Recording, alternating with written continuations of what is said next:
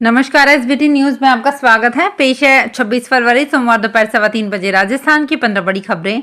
इस news bulletin की प्रायोजक है विनी केक एंड मोर। तो सबसे पहले एक नजर डालते हैं आज की हेडलाइंस पर।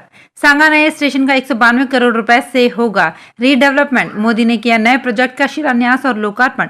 राजस्थान में बारिश होने का अलर्ट। जयपुर समेत कई जिलों में छाए बादल। राहुल गांधी की न्याय यात्रा में कुर्सियां रही खाली। कांग्रेस नेता टीकाराम जूली के दफ्तर पर जमकर तोड़फोड़। आधी रात बदमाशों ने बरपाया कहर।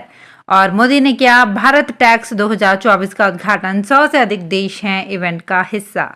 और अब खबरें विस्तार से।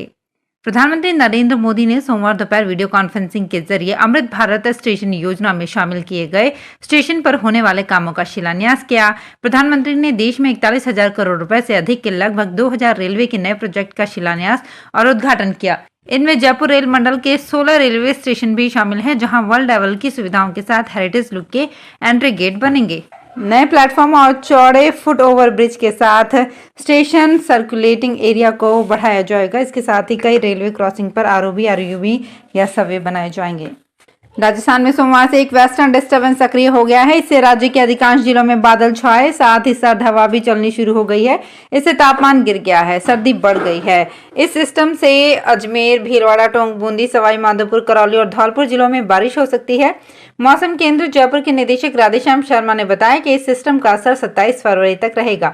1 मार्च से एक नया स्ट्रॉन्ग वेस्टर्न डिस्टर्बेंस एक्टिव होगा। इसके प्रभाव से राज्य के अधिकांश हिस्से में अच्छी बारिश हो सकती है। कुछ स्थानों पर ओलावृष्टि होने की भी आशंका है। इसके कारण फसलों को नुकसान हो सकता है। राहुल गांधी की भारत जोड़ो न्याय यात्रा धौलपुर से रविवार शाम राजस्थान की सीमा में पहुंची। राहुल 2.5 घंटे देरी से पहुंचे। तब तक काफी लोग सभा स्थल से जा चुके थे। राहुल 2.5 घंटे लेट यानी शाम 6 बजे धौलपुर पहुंचे। इस कारण कई लोग परेशान होकर सभा स्थल से चले गए। सभा 3:30 बजे रखी गई थी। सभा स्थल पर कांग्रेस के नेताओं ने भीड़ को रोकने के लिए जिम्मेदारी संभाली, लेकिन पीछे की तरफ बैठे लोग वहां से निकल गए। इसलिए शाम को जब सभा शुरू हुई तो कुर्सियां खाली थी। राजस्थान विधानसभा में नेता प्रतिपक्ष और अलवर ग्रामीण से कांग्रेस विधायक टीकाराम जूली के अलवर स्थित कार्यालय में जमकर तोड़फोड़ हुई है। कुछ अज्ञात बदमाशों ने यहां रविवार देर रात इस घटना को अंजाम दिया है। बताया जा रहा है कि बदमाश एक एसयूवी कार में सवार होकर पहुंचे थे। अज्ञात लोगों ने कार से कार्यालय के दोनों गेट को टक्कर मारकर तोड़ दिया। पुलिस ने बदमाशों तक पहुंचने के साथ ही मामले की पड़ताल शुरू कर दी है। प्रधानमंत्री नरेंद्र मोदी आज नई दिल्ली स्थित भारत मंडपम में आयोजित भारत टैक्स 2024 का उद्घाटन किया। ये वस्त्र क्षेत्र से जुड़े वैश्विक स्तर के अब तक के सबसे बड़े कार्यक्रमों में से एक है। भारत टैक्स 2024 का आयोजन 26 से 29 फरवरी के दौरान किया जा रहा है। इस दौरान मोदी ने कहा कि आज का ये आयोजन सिर्फ एक टेक्सटाइल एक्सपो भर नहीं है। इस आयोजन के एक सूत्र से कई चीजें जुड़ी हुई हैं। भारत टैक्स का ये सूत्र भारत के गौरवशाली इतिहास को आज की प्रतिभा से जोड़ रहा है। अलवर में आज जिला परिषद की साधारण सभा में कलेक्टर व एसपी के नहीं पहुंचने से जोरदार हंगामा हुआ और जिला कलेक्टर और एसपी के खिलाफ निंदा प्रस्ताव लाया गया। नेता प्रतिपक्ष से लेकर सभी कांग्रेस के विधायकों ने विरोध जताया। कहा कि बिना कलेक्टर के बैठक कैसे हो सकती है। इसके बाद मुख्य सचिव सुधांशु पंत से बातचीत की गई। अंत में बैठक निरस्त हो गई। रामलला की प्राण प्रतिष्ठा से लेकर अब तक एक महीने में 1 अरब से अधिक का चढ़ावा आ चुका है। ये वो चढ़ावा है जो कि श्री राम जन्मभूमि तीर्थ क्षेत्र को चेक अथवा रसीद के माध्यम से भक्तों ने समर्पित किया है। इसके अलावा दान पात्र और ऑनलाइन बैंक खाते में भेजी जाने वाली धनराशि अलग है। इसका हिसाब बैंक के जरिए ही प्राप्त होगा। इसके बारे में भारतीय स्टेट बैंक के अयोध्या शाखा के प्रबंधक गोविंद मिश्र कानूनी बाध्यताओं का हवाला देते हुए सार्वजनिक करने से इनकार कर देते हैं। ज्ञानवापी केस में मुस्लिम पक्ष को इलाहाबाद हाईकोर्ट से बड़ा झटका लगा है। उच्च न्यायालय ने ज्ञानवापी मस्जिद परिसर में एक तहखाने में नमाज अदा करने की वाराणसी जिला अदालत के फैसले को चुनौती देने वाली ज्ञानवापी मस्जिद समिति की अपील सोमवार को खारिज कर दी। इलाहाबाद हाईकोर्ट के जस्टिस रोहित रंजन अग्रवाल ने फैसला सुनाया। इससे पहले कोर्ट ने हिंदू और मुस्लिम दोनों पक्षों के बीच लंबी बहस के बाद फैसला सुरक्षित रख लिया था। लोकसभा चुनाव नजदीक आने के साथ ही नेताओं को सांसद बनने के ख्वाब आने लग गए हैं। एक तरफ जहां राम मंदिर के उद्घाटन के बाद बीजेपी में आने वाले नेताओं की लाइनें लगी हैं, दूसरी तरफ राजस्थान बीजेपी के जयपुर स्थित प्रदेश कार्यालय में लोकसभा का टिकट चाहने वालों का तांता लगा हुआ है। राजधानी जयपुर स्थित प्रदेश बीजेपी के मुख्य कार्यालय की आजकल रौनक ही कुछ अलग हो रही है। यहाँ टिकटार्थियों का सैलाब उमड़ रहा है। इनमें से कई ऐसे भी हैं जो न कोई वर्तमान और न ही कोई पूर्व विधायक या सांसद हैं। ये ऐसे कार्यकर्ता हैं जो सीधे पहली बार लोकसभा का चुनाव लड़ने की ख्वाहिश वाले जयपुर राज्य में हैं। राजस्थान में सहकारिता की रीट ग्राम सेवा सहकारी समितियों में अब किसानों को बैंकिंग सहित ई मित्र सरीखी सुविधाएं दी जाएंगी। ऑनलाइन होने से किसानों को बैंक संबंधी काम होने पर नहीं जाना पड़ेगा। कोर बैंकिंग में किसी भी सहकारी समिति का सदस्य किसी भी सहकारी बैंक या समिति से नकद या ऑनलाइन ट्रांजैक्शन कर सकता है।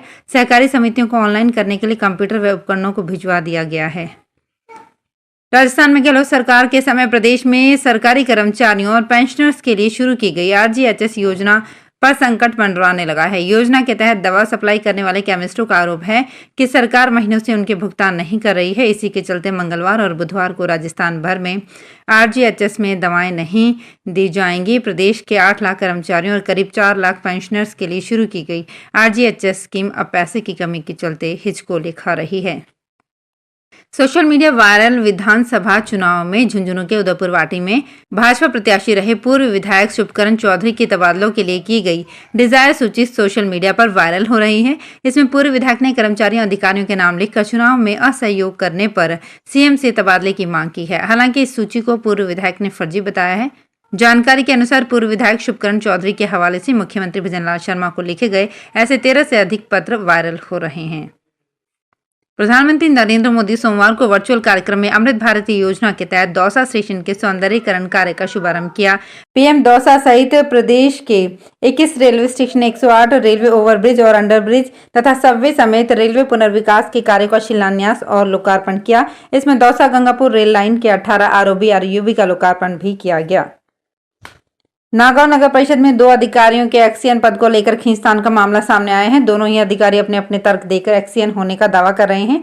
मामला नागौर नगर परिषद का है। वर्तमान में एक्सीएन हनुमान कापड़ी के ही पद पर स्वायत्त शासन विभाग ने 22 फरवरी आदेश जारी करते हुए RUIDP में तैनात राम प्रसाद मीणा को नगर परिषद का सिविल एक्सीएन लगाया। वहीं प्रदेश सरकार ने एक आदेश जारी करते हुए सभी अधिकारी कर्मचारियों को उनके मूल विभाग में भेज दिया था। इसी आदेश के तहत हनुमान कापड़ी को उनके मूल विभाग जलदाय विभाग में भेज दिया गया था, लेकिन कापड़ी आदेश के खिलाफ हाईकोर्ट से स्टे ले आए। इसके बाद दोनों ही अधिकारी नगर परिषद में एक्सीएन होने का दावा कर रहे हैं। नैनवा में उप जिला चिकित्सालय के नए भवन का निर्माण चल रहा है। इससे पहले ही चिकित्सा विभाग के अधिकारियों ने लाखों रुपए की लागत की डायलिसिस मशीन खरीद ली। मशीन को नए भवन में स्थापित करने के लिए उप जिला चिकित्सालय में भेज दिया, जबकि डायलिसिस मशीन को संचालित करने के लिए ना विशेषज्ञ चिकित्सक नियुक्त किए और ना ही टैक्शियन। बिल वाउचर के अनुसार मशीन की खरीद 4 दिन पहले ही 20 फरवरी को की गई है। तो फिलहाल इस बुलेटिन में इतना ही। फिर हाजिर होंगे कुछ और बड़ी खबरों के साथ। अगर आप भी अपने आसपास की छोटी बड़ी और महत्वपूर्ण खबरों से अपडेट रहना चाहते हैं तो सब्सक्राइब कीजिए हमारे चैनल SPT न्यूज को और प्रेस कीजिए बेल आइकन पर।